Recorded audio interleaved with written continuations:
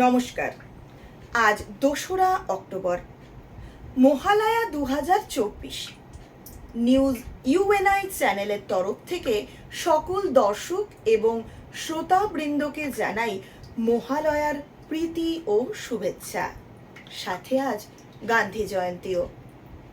মহালয়া হিন্দু ধর্মের এক বিশেষ অনুষ্ঠান, যা দুর্গাপূজার সূচনা হিসেবে গণ্য হয়। এটি মূলত দেবী দুর্গার মর্তে আগমনের বার্তা দেয়। মহালয়ার দিনে চণ্ডীপাঠ এবং দেবীর বন্দনা করা হয়, যা মানুষকে মহিষাসুরমর্দিনী রূপে দেবীর আগমনের জন্য প্রস্তুত করে। শুভ মহালয়া। মহালয়ার শুভ এই প্রভাতে দেবী দুর্গার মর্তে আগমনের বার্তা বয়ে আনে। মহালয়ার এই প্রভাত আমাদের মনে করিয়ে দেয় শক্তির আরাধনা, অশুভের বিনাশ এবং ন্যায়ের প্রতিষ্ঠার প্রতিজ্ঞা। আজ আমরা দেবী দুর্গার মহিমা স্মরণ করব, তার চরণে আমাদের শ্রদ্ধা নিবেদন করব এবং তার আশীর্বাদে সমস্ত অশুভ শক্তি থেকে মুক্তি কামনা করব। মা আসছেন। শুভ শক্তির বিজয় এবার আসন্ন।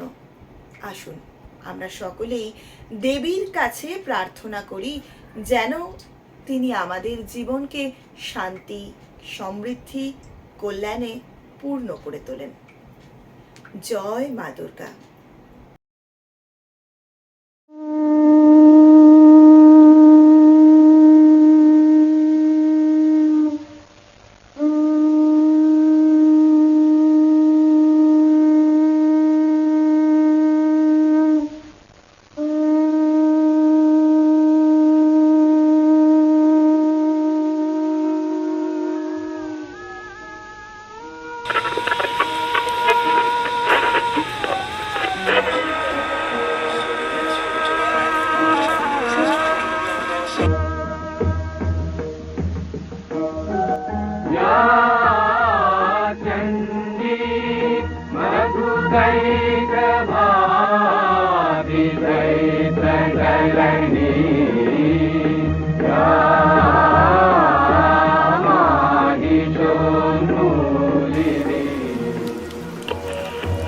আশ্বিরের শারদ প্রাতে বেজে উঠেছে আলোকমঞ্জিত, ধরণীর বহিরাকাশে অন্তরিত মেঘমালা, প্রকৃতির অন্তরাকাশে জাগরিত জ্যোতির্ময়ী জগন্মাতার আগমন বার্তা। আনন্দময়ী মহামায়ার পদধ্বনি অসীম ছন্দে বেজে উঠে রূপলোক ও রসলোকে আনে নবভাব মাধুরীর সঞ্জীবন। তাই আনন্দিতা শ্যামলী মাতৃকার চিন্ময়ীকে মৃন্ময়ীতে আবাহন। আজ চিৎশক্তি রূপিণী বিশ্বজননীর শারদশ্রী বিমণ্ডিতা প্রতিমা মন্দিরে মন্দিরে ধ্যান বোধিতা।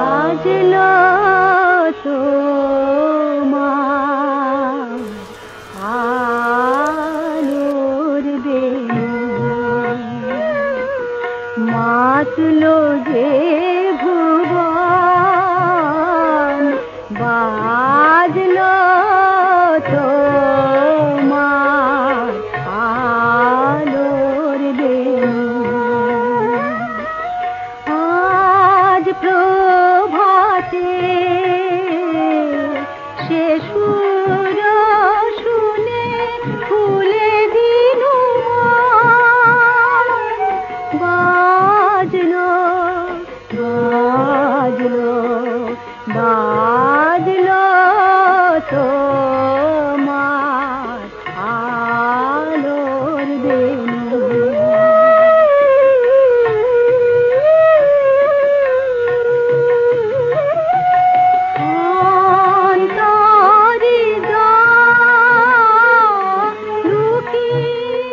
মহালয়া হিন্দু ধর্মের একটি বিশেষ উৎসব, যা দুর্গাপুজোর সূচনা হিসেবে ধরা হয়। এটি আশ্বিন মাসের অমাবস্যার দিন পালন করা হয়, যা মহালয়া অমাবস্যা নামে পরিচিত।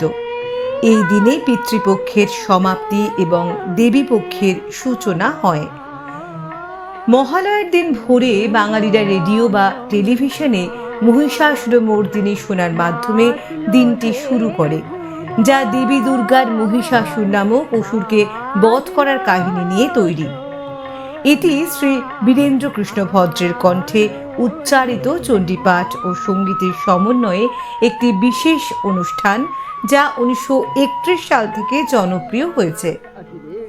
এই দিনটিতে অনেকেই তাদের পূর্বপুরুষদের আত্মার শান্তির জন্য তর্পণ করেন, যা গঙ্গা বা অন্য পবিত্র নদীতে অনুষ্ঠিত হয়। মহালয়া মূলত দুর্গা পূজার আগমনী বার্তা দেয় এবং দেবীর মর্তে অবতরণের কথা স্মরণ করিয়ে দেয়।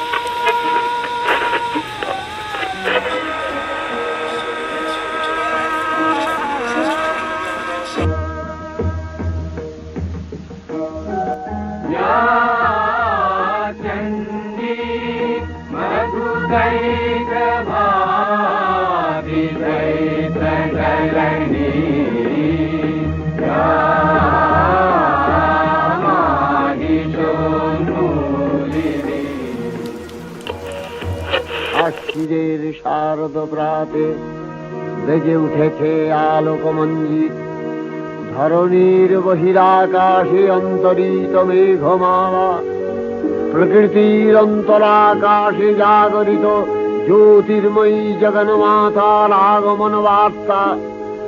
আনন্দময়ী মহামায়ার পদধ্বনি অসীম ছন্দে বেজে উঠে রূপলোক ও রসলোকে আনে নবভাব মাধুরীর সঞ্জীবন। তাই আনন্দিতা শ্যামলী মাতৃকার চিন্ময়ীকে মৃন্ময়ীতে আবাহন। আজ চিৎশক্তি রূপিণী বিশ্বজননীর শারদশ্রী বিমণ্ডিতা প্রতিমা মন্দিরে মন্দিরে ধ্যান বোধিতা।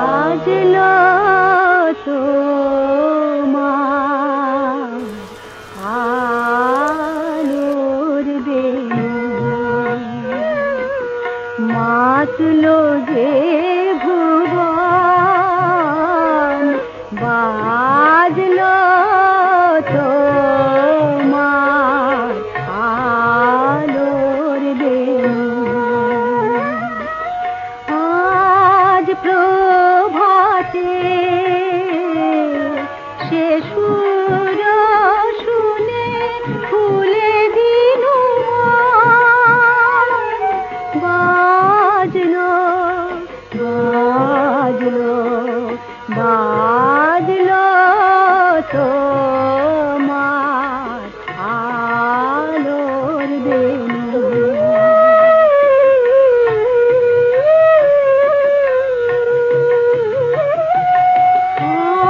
অন্তরে লুকিয়ে রাজে অরুণ বীণায় সে সুর বাজে। এই আনন্দ যোগে সবার মধুর আমন্ত্রণ। মাতলো যে ভুবন, বাজলো তোমার আলোর বেণু।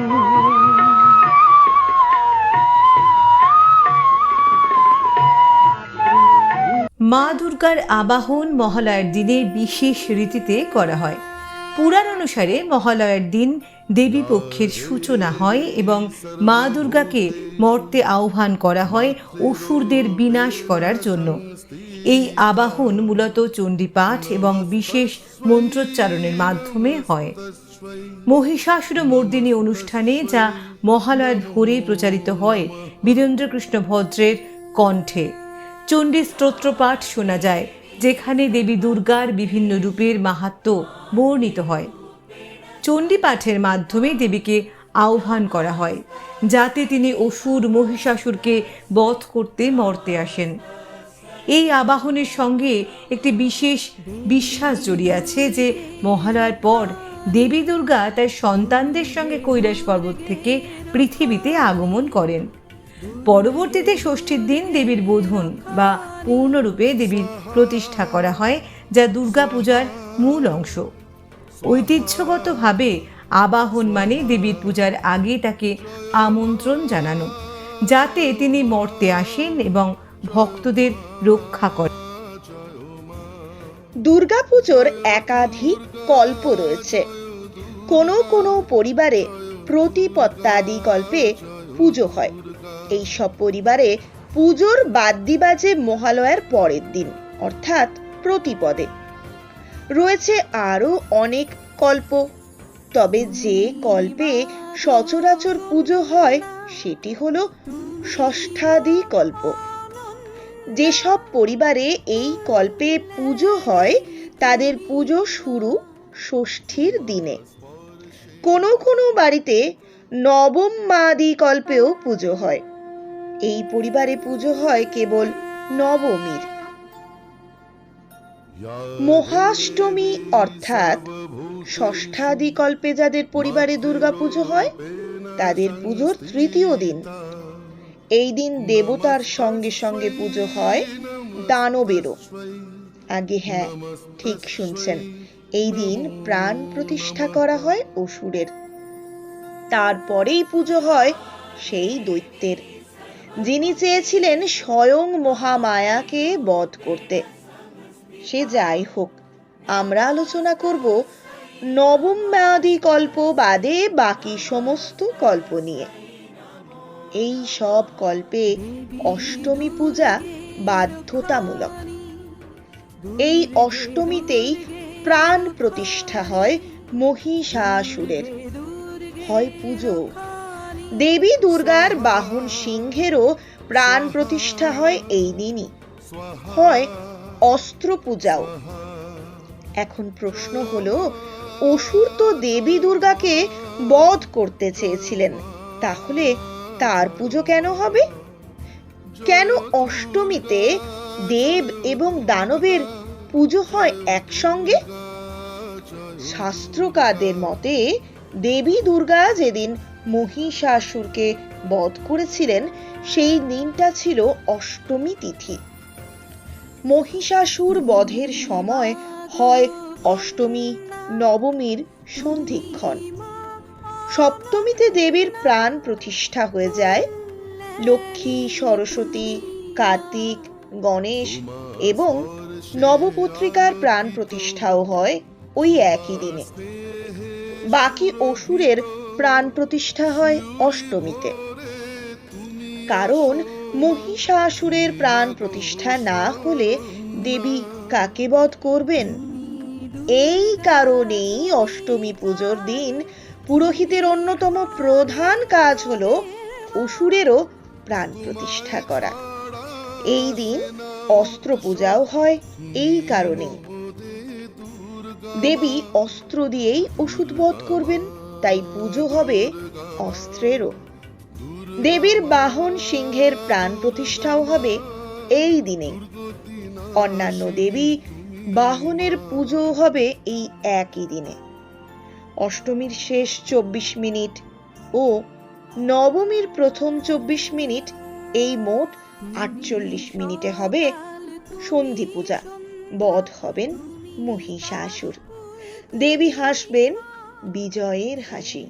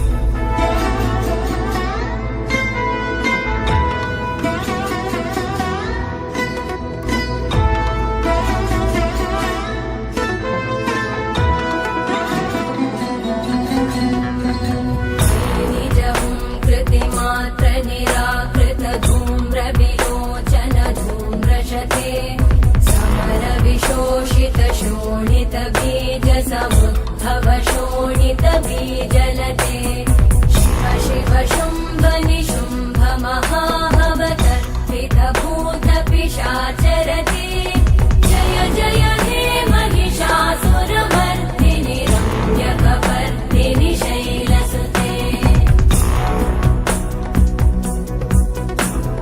धनुरनु सङ्गरणक्षण सङ्गपरिस्फुरदङ्गनट कटके कनिशङ्गपृषत्कनिशङ्गरसत्पटशङ्गहतावटुके कृतचतुरङ्गबलक्षितिरङ्गगटत् बहुरङ्गरटत्पटुके जय जय हे महिषासुरमर्दिनि रम्यकपर्दिनि शैलसुते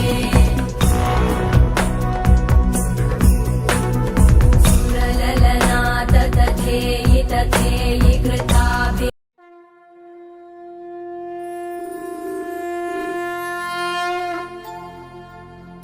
या देवी सर्वभूतेषु मातृरूपेण संस्थिता नमस्तस्मै नमस्तस्मै नमस्तस्मै नमो नमः।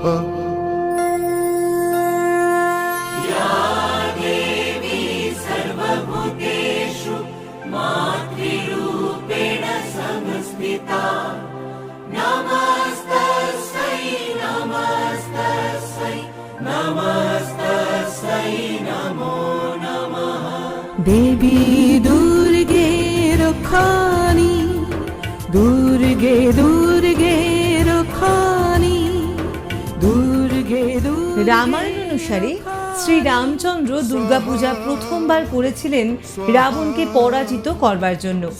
এই কাহিনীটি অকাল বোধন নামে পরিচিত, কারণ তিনি সময় নয় বরং অকাল বা অসময়ে দেবী দুর্গার পূজা করেছিলেন। সাধারণত দুর্গাপূজা বসন্তকালে বাসন্তী পূজা যাকে বলা হয় সেভাবেই হতো, কিন্তু রামচন্দ্র আশ্বিন মাসে এই পূজা করেছিলেন।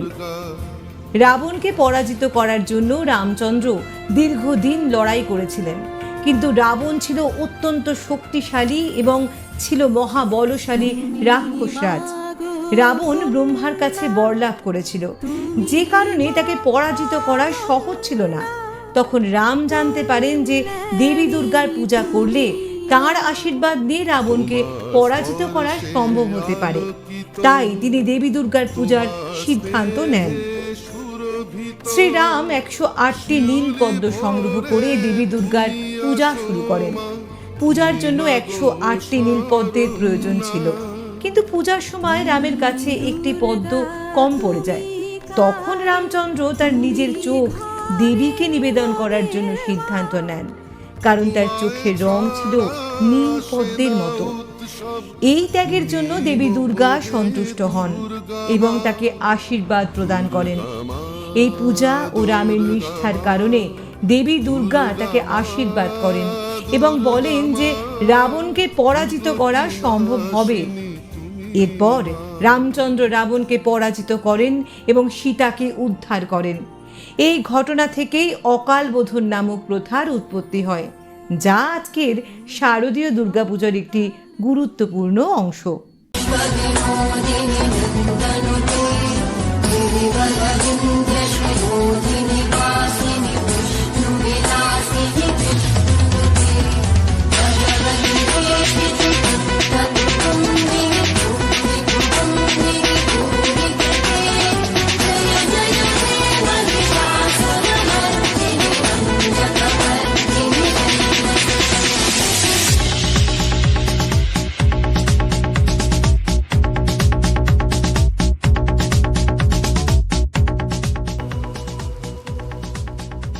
তোমার তপস্যায় আমি তুষ্ট, বর প্রার্থনা করো।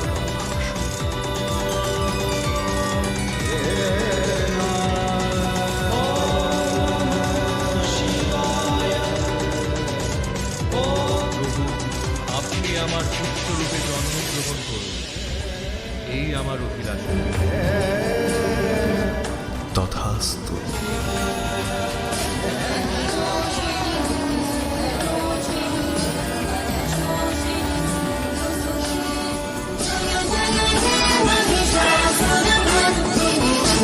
भगवद्भिः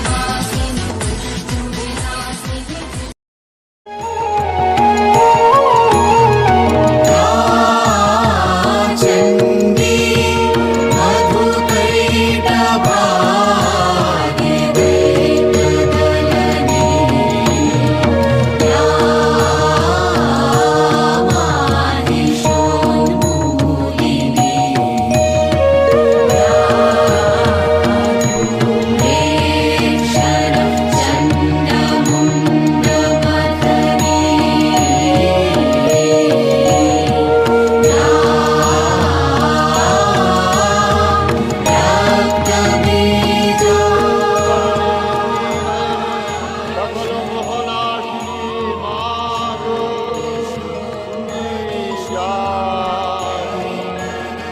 আজ শরতের আকাশে বাতাসে আর মন্দিরধ্বনি ফলিত হয়ে উঠেছে দিকে দিগন্তে আনন্দে ধরিত্রী আজ গীত মুখরা মেঘ ভেসে চলেছে আকাশে কাশের বনে ধরছে অজস্র ফুল ধানের শীষে লেগেছে প্রভাতী হাওয়া মায়ের আগমনে বিশ্ব প্রকৃতি হয়ে উঠেছে রোমাঞ্চিতা হে দাক্ষায়ণী শক্তিস্বরূপিণী মহামায়া তুমি অবস্থিতা হও আমার হৃদয় পদ্মাসনে আমার ধ্যান মন্ত্রে তুমি হও জাগরিতা জাগো তুমি জাগো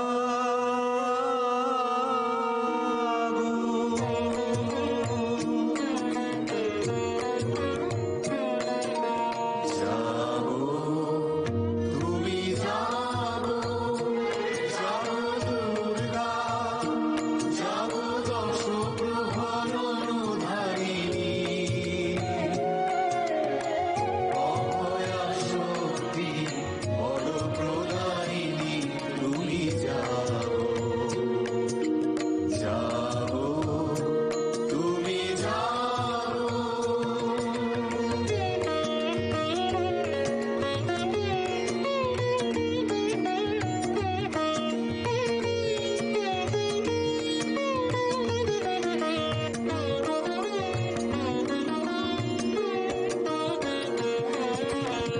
প্রণমী বরদা অজরা অবলা প্রণমী বরদা অজরা অবলা বহু বলধারিণী ত্রিভুদলধারিণী জাগো মা শরণময়ী চণ্ডিকা শঙ্করী জাগো জাগো মা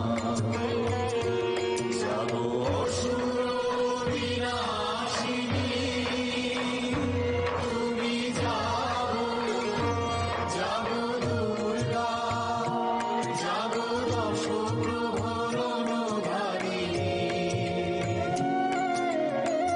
অভয়া শক্তি বড় প্রদায়িনী তুমি জাগো জাগো তুমি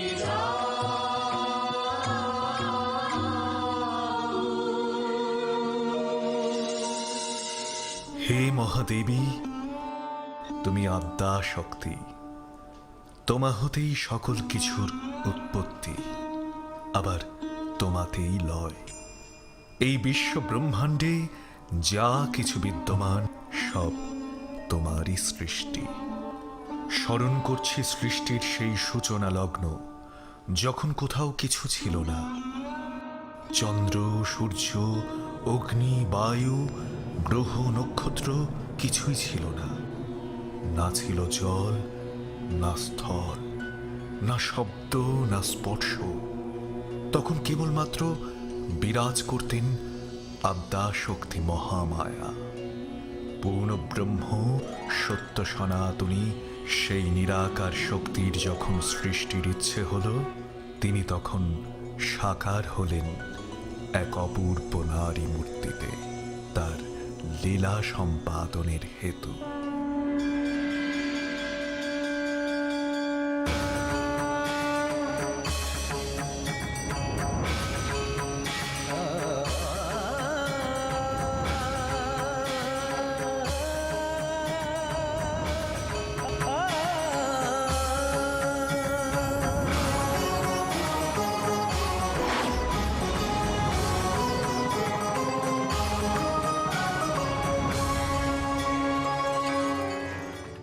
তারপর দেবী আদ্যা শক্তি সৃষ্টি করলেন মহাকাল।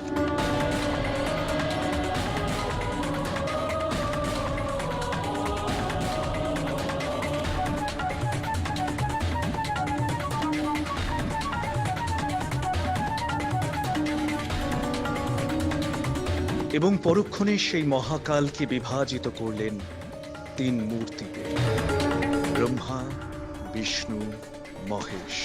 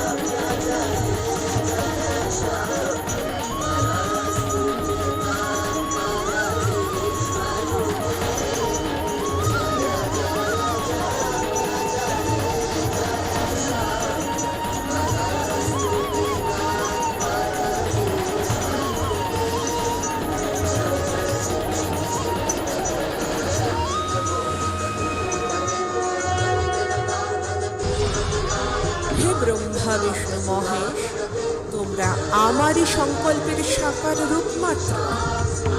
এর পূর্বে তোমরা আমাতেই মিলছ, আমার লীলা সম্পাদন হেতুই তোমাদের জন্ম হয়েছে। হে সত্য, রজ, তমগুণের অধিষ্ঠাতা দেবতাগণ, তোমরা এখন এই কারণ সমুদ্রে তপস্যা করো। যথোচিত সময় তোমরা তোমাদের কার্যভার গ্রহণ করো।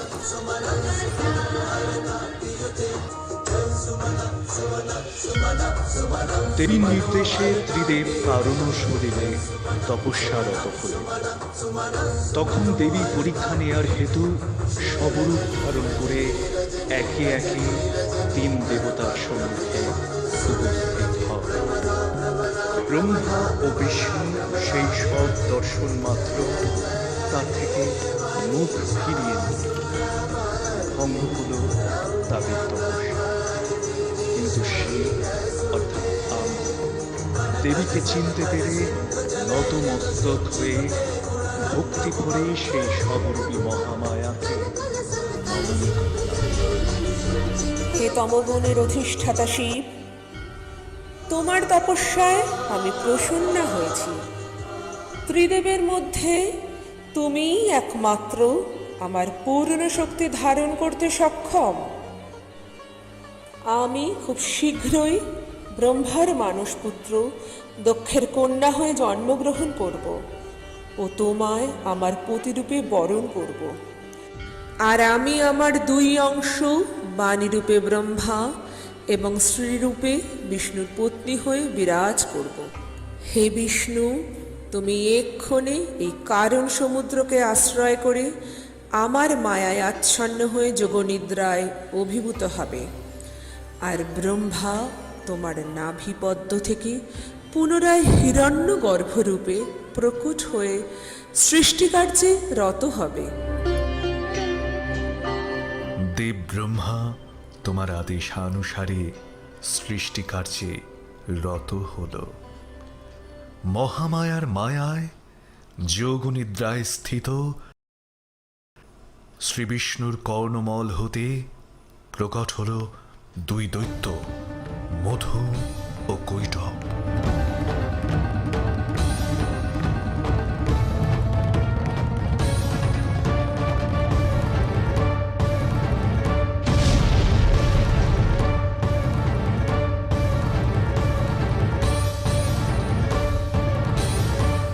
তখন সেই দুই দৈত্য আকাশে তোমার বাগ বীজ মন্ত্র শ্রবণ করে তোমার তপস্যায় স্থিত হল। তারপর তোমার বলে বলিয়ান সেই দুই পাষণ্ড প্রজাপতি ব্রহ্মাকে প্রত্যক্ষ করা মাত্র তাকে বধ করতে উদ্যত হল। আর তখন তোমার মায়ার প্রভাব কাটিয়ে বিষ্ণুকে জাগ্রত করতে ব্যর্থ ব্রহ্মা উপায় অন্তর না দেখে যোগনিদ্রারূপী মহামায়ার স্তব আরম্ভ করলেন। ত্বং স্বাহা ত্বং স্বধা ত্বং হেব সৎকার স্মরাত্মিকা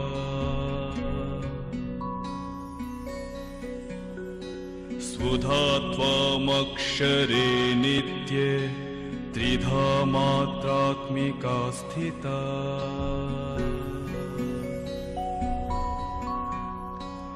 अर्धमात्रा स्थिता नित्या यानुचार्या विशेषतः त्वमेव सा तमः सावित्री त्वं देव जननी परा।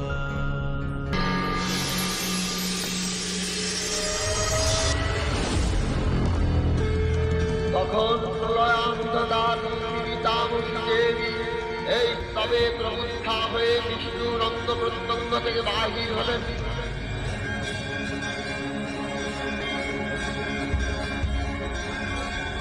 তারপর শ্রীহরির সঙ্গে মধু ও কৈটভের যুদ্ধ শুরু হল। 5,000 বছর ধরে চলল সেই যুদ্ধ। ইচ্ছা মৃত্যুর বর প্রাপ্ত দুই পাষণ্ড যোগনিদ্রারূপী দেবী মহাকালীর মায়ায় আচ্ছন্ন হয়ে বিষ্ণুর হাতে নিজেদের বদ্ধ হওয়ার বর প্রদান করল। হ্যাঁ দেব, কিন্তু তারা শর্ত রেখেছিল তাদের বধ একমাত্র সেখানেই সম্ভব যেখানে জল, স্থল, অন্তরিক্ষ নেই। অগ্নি, বায়ু, কামনা, বাসনা, দম্ভ নেই। তখন নারায়ণ তার উরুতে সেই দুই পাষণ্ডকে স্থিত রেখে তাদের বিনাশ সাধন করলেন।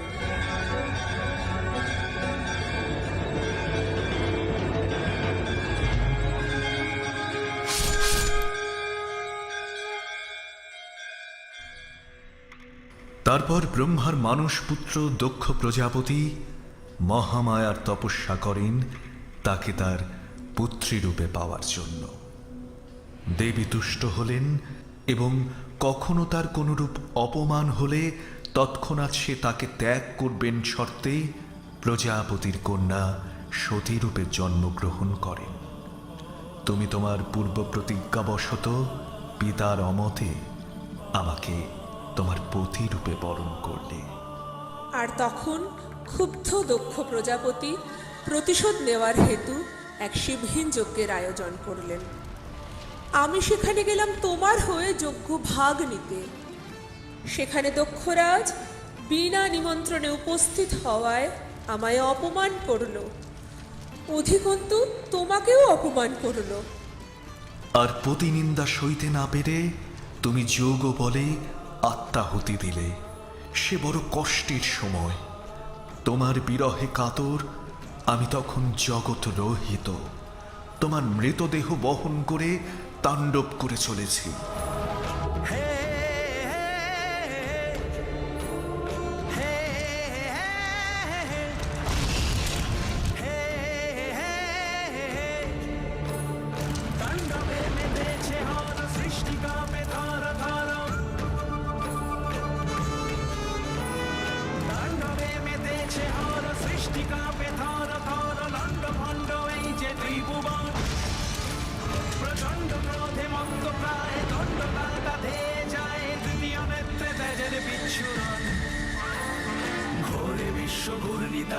অন্ধকার জটা জালে অন্ধ হলো জগৎ সংসার।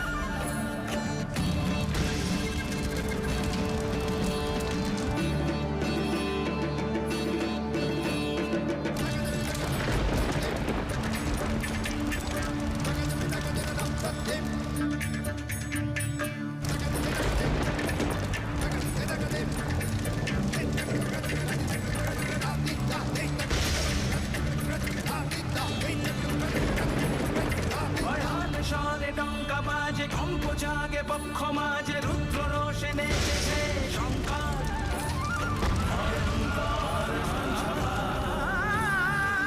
ভগবান নারায়ণ তখন আমাকে শান্ত করতে তার সুদর্শন চক্র দ্বারা তোমার সতীরূপী দেহকে 51 খণ্ডে টুকরো করে দিলেন।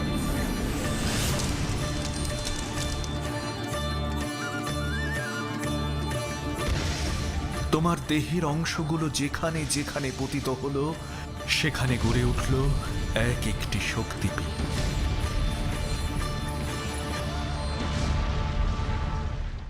হে মহাদেবী, সতীর যোনি যেখানে পড়েছিল সেই কামরূপ কামাখ্যা পীঠে ভগবান শ্রীহরি তোমার ভার বহন করে চলেছেন, কিন্তু একাকী তার পক্ষে তোমার ভার বহন করা সম্ভব নয়।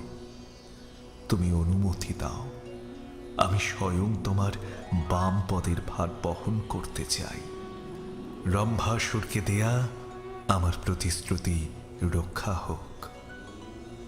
মহাদেব, এই বিশ্বে যা কিছু ঘটছে এবং ভবিষ্যতে যা ঘটবে সব আমার ইচ্ছা মাত্রেই, এবং এ যাবৎকালে যা কিছু ঘটেছে এসব কিছু আমারই লীলা।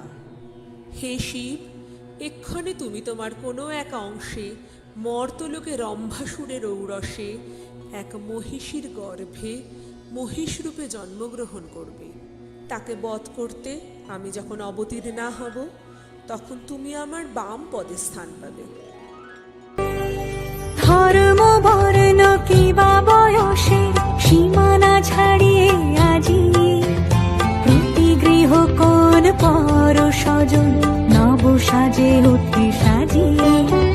ধর্ম বর্ণ কিবা বয়সে সীমানা ছাড়িয়ে আজি প্রতি গৃহ কোন পর স্বজন নব সাজে অতি সাজিয়ে।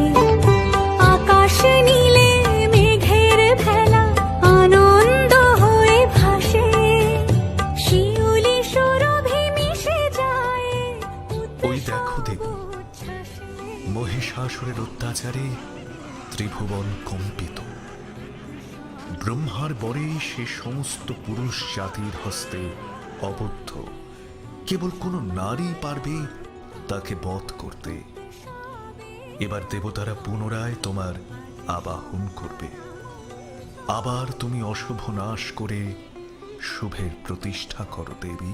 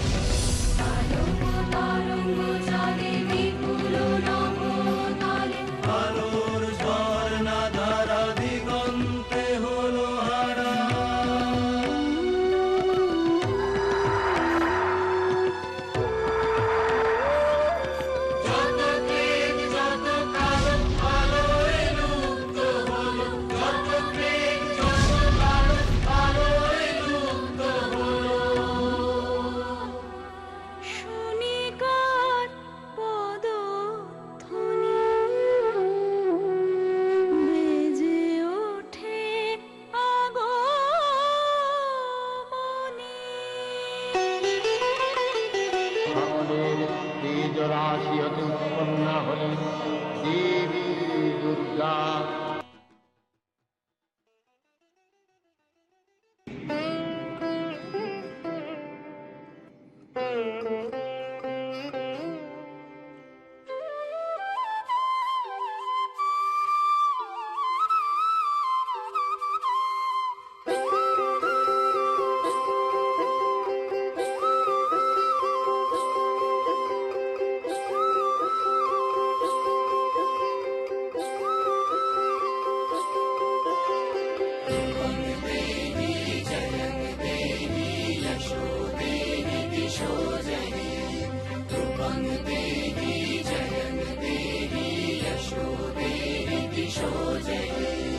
যুগে যুগে অধর্ম মাথা তোলে যখনই আমার আবির্ভাব হয় যেন তখনই আমার আবির্ভাব হয় যেন তখনই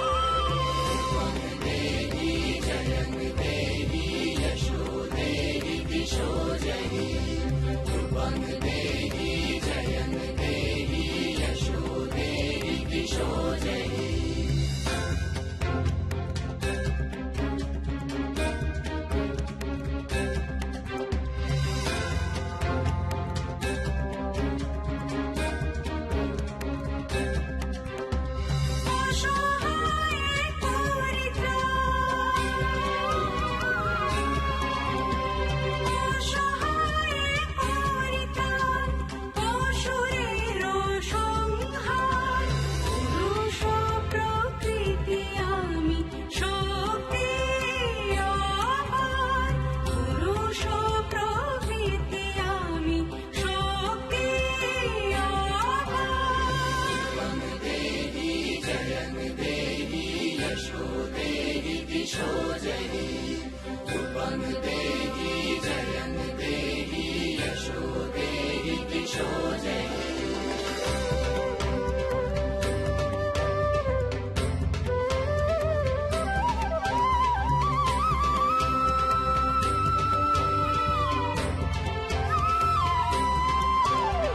কখনো সর্বরূপা কখনো বা শূন্য জড় চেতন সবই আমাদের পূর্ণ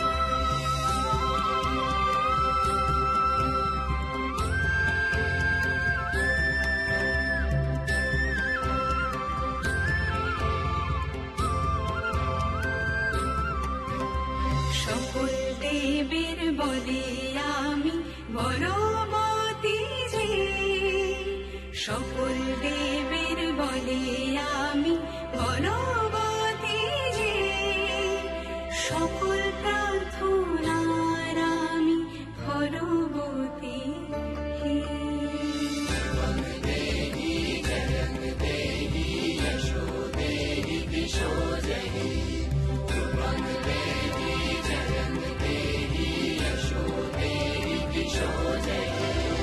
আমারি উৎস হতে সঞ্চারে যত প্রাণ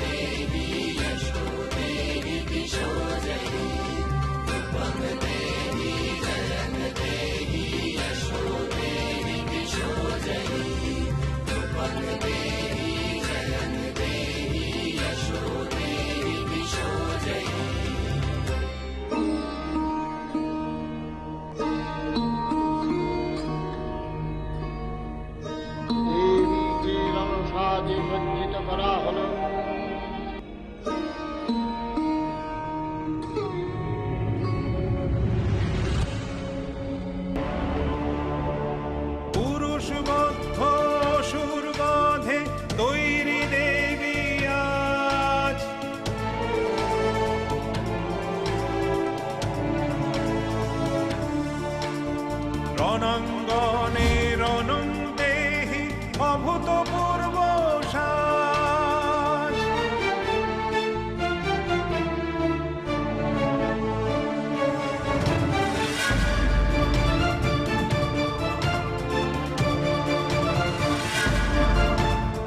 তিলে তিলে তৈরি চণ্ডী লাগছে অসুর কোল। বিষ্ণু দিলেন চক্র, মহাদেব দিলেন ত্রিশূল।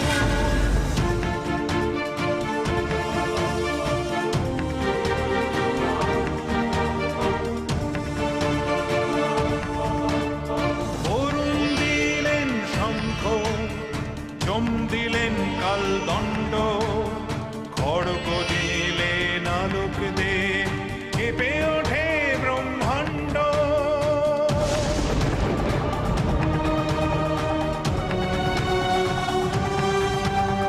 ধনুর্বাণ দিলেন সূর্য, কুবের রত্নহার।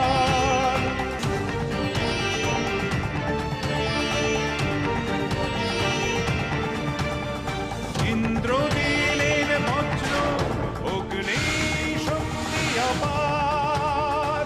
অক্ষমালা কমণ্ডলু ব্রহ্মা দিলেন হাতে।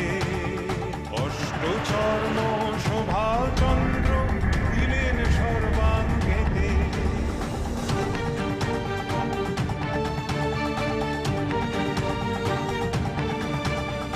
অভেদ মর্ম বিশ্বকর্মা, সিংহ হিমাচল।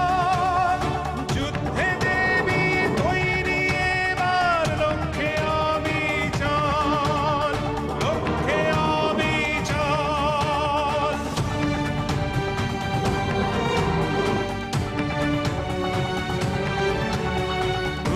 চণ্ডী দশভুজা, রক্তবর্ণ চোখ।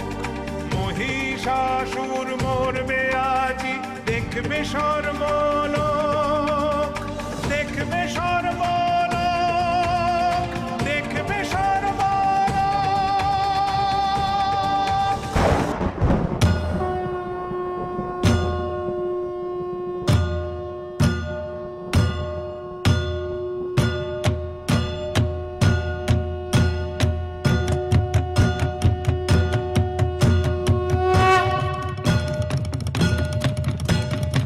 দেবীর রণ আহ্বান সপ্তম স্মরণ করে সসৈন্যে ধাবমান হলো মহাবলশালী মহিষাসুর। অসুররাজ লক্ষ্য করলে মহালক্ষ্মী দেবীর তেজ প্রভায় ত্রিলোক জ্যোতির্ময় তার মুকুট গগন চুম্বন করেছে। পদভরে পৃথ্বীয়ানতা আর ধনুক টঙ্কারে রসাতল প্রকম্পিত।